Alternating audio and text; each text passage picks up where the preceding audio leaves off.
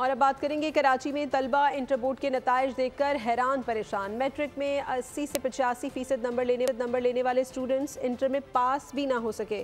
Karachi intermediate board के जारी करदा नताइज पर शकूक व शुबहात खड़े हो गए। तलबा का रिजल्ट पर अदम एतमाद का इजहार, सड़कों पर निकल आए, इंटर बोर्ड ऑफिस के सामने एहतजाज किया।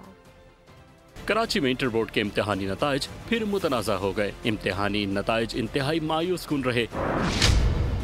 70,000 उम्मीदवारों में से सिर्फ 17,000 ही पास हो सके। 48,000 फेल करार दिए गए। कराची में कोई बच्चा पढ़ा लिखा नहीं, सवालात उठ गए।